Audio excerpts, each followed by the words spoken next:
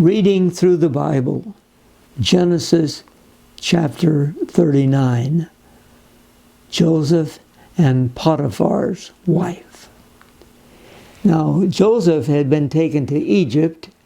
Potiphar, an Egyptian who was one of Pharaoh's officials, the captain of the guard, bought him from the Ishmaelites who had taken him there. The Lord was with Joseph, and he prospered, and he lived in the house of his Egyptian master.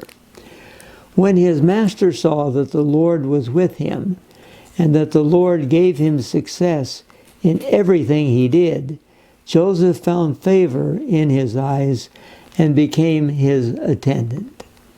Potiphar put him in charge of his household, and he entrusted to his care everything he owned. From the time he put him in charge of his household and of all that he owned, the Lord blessed the household of the Egyptian because of Joseph.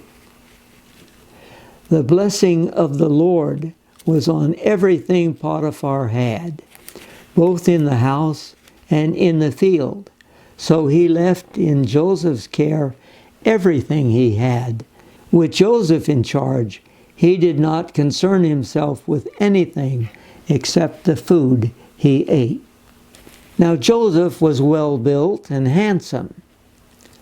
And after a while, his master's wife took notice of Joseph and said, "Come to bed with me." But he refused.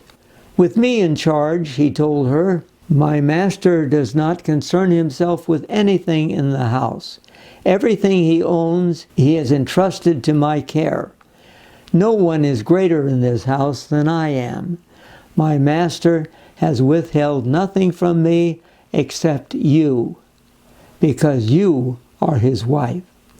Now then, could I do such a wicked thing and sin against God?"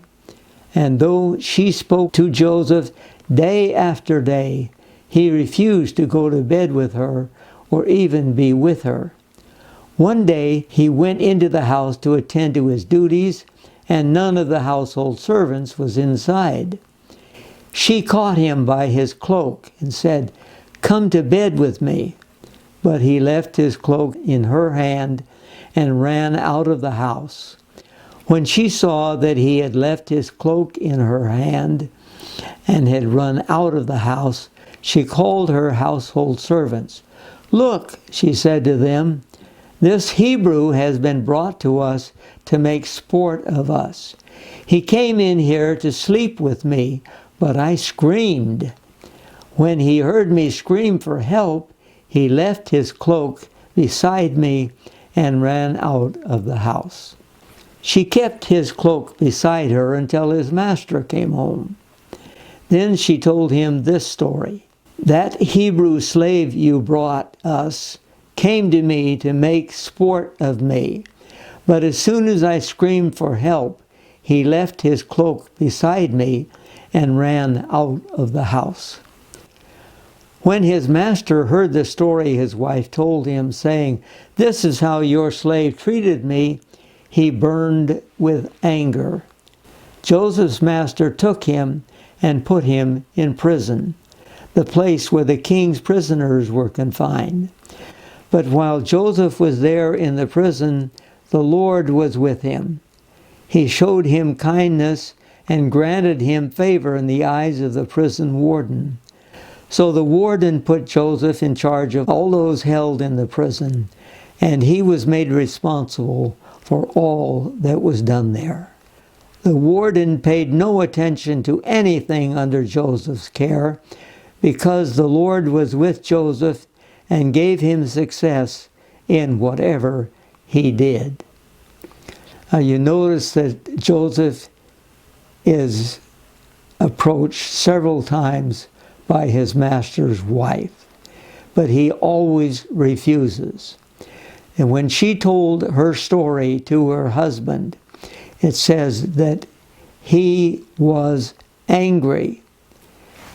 Cyrus Gordon mentioned that he is angry, but not at Joseph, but at his wife. and he has been put into prison for safekeeping, that he will not be tempted again by the wife. He knows what type of character she is, and so Joseph is put in a safe place. But you notice that what happens to him is what happened before. God blessed him, and he is able to become head of everything in the prison.